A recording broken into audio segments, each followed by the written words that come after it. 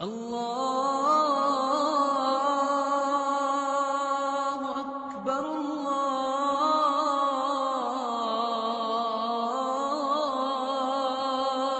اکبر۔ چنانچہ ایک مرتبہ ایک علاقے میں جانا ہوا، وہاں ایک وکیل صاحب سے ملاقات ہوئی۔ وہ وکیل صاحب دہریے تھے۔ ملے تو کہنے لگے جی کہ میں تو اللہ کو نہیں مانتا۔ ہم نے اسے سمجھانے کی کوشش کی مگر وہ سمجھنے پر آمادہ ہی نہیں تھے۔ کہنے لگے جی جتنے آپ اللہ سے ڈرتے ہیں میں نہیں ڈرتا۔ جب اس نے یہ الفاظ کہے تو یہ آج سمجھ گیا کہ یہ ضد پر ہے، حمیت الجاہلیہ، اس وقت یہ بات نہیں مانے گا۔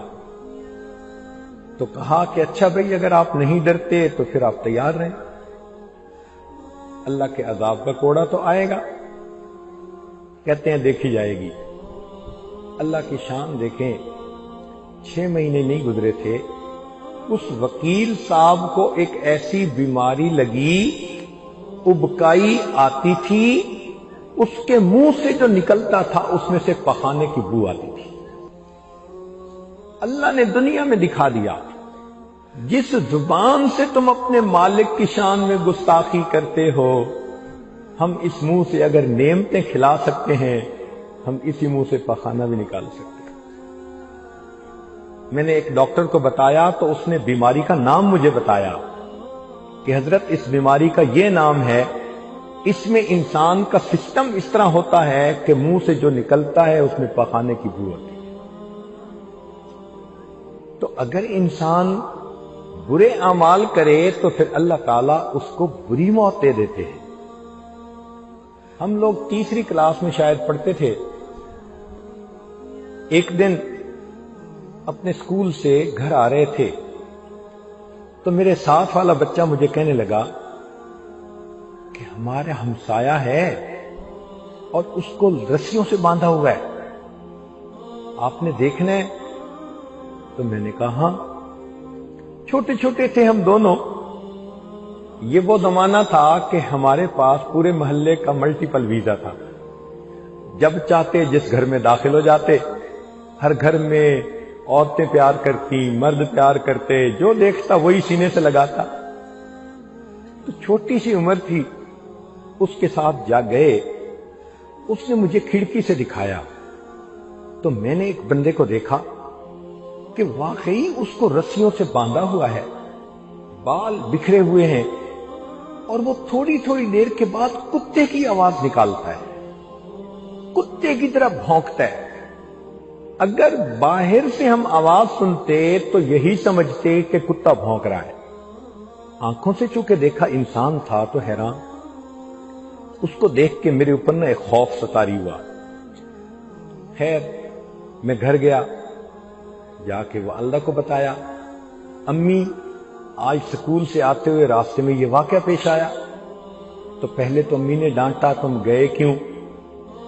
میں نے کہا دوست نے کہا تھا تو میں نے کہا میں دیکھ لیتا ہوں۔ تو امی نے کہا بیٹا وہ ساری عمر بھونکتا رہا، اب اس کو بھونکتے ہوئی موت آئے گی۔ میں اس بات کو نہیں سمجھ سکا۔ 2-3 دن کے بعد اس بندے کی وفات ہوئی۔ جب وفات ہوئی تب والدہ نے کہا کہ وہ نبی علیہ السلام کے اصحاب پر تبرہ کیا کرتا تھا، اس کی سزا یہ ملی اللہ نے موت سے پہلے کتے کی طرح بھونکتے ہوئے موت عطا فرمائی۔ تم ساری زندگی میرے محبوب صلی اللہ علیہ وسلم کے اصحاب کی شان میں گستاخیاں کرتے رہے، اب تمہیں بھونکتے ہوئے دنیا سے جانا پڑے گا۔ تو نیک اعمال کا یہ نتیجہ کہ اچھی موت آتی ہے، اور برے اعمال کا یہ نتیجہ کہ انسان کو آخر میں برے وقت پہ موت آ جاتی ہے، اور زندگی میں بھی پھر ان گناہوں کی وجہ سے مصیبتیں آتی ہیں۔ اصول یہ ہے الا قدر تقوی اللہ تأتی المواہب وتأتی علی القدر الذنوب المصائب، کہ جتنا انسان نیکی کرے اتنا اللہ رب العزت کی طرف سے رحمتیں آتی ہیں، اور جتنا انسان گناہ کرے اتنا اللہ کی طرف سے اس پر مصیبتیں آتی ہیں۔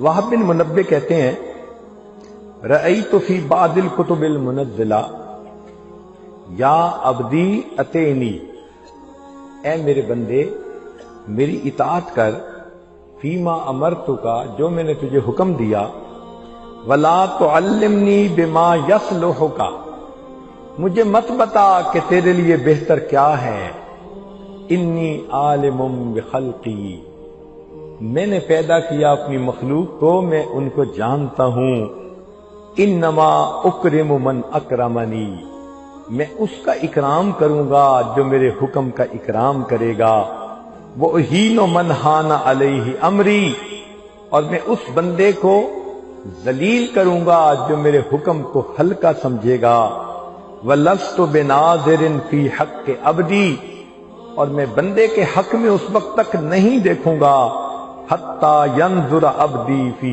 حَقِّي، جب تک کہ بندہ میرے حق کو نہیں دیکھے گا۔ تو معلوم ہوا ہم اللہ کے احکام کو پورا کریں گے، اللہ ہمیں عزتوں سے نوازیں گے، اگر ہم اللہ کے احکام کو توڑیں گے اللہ ہمیں دنیا میں رسوا فرما دیں گے۔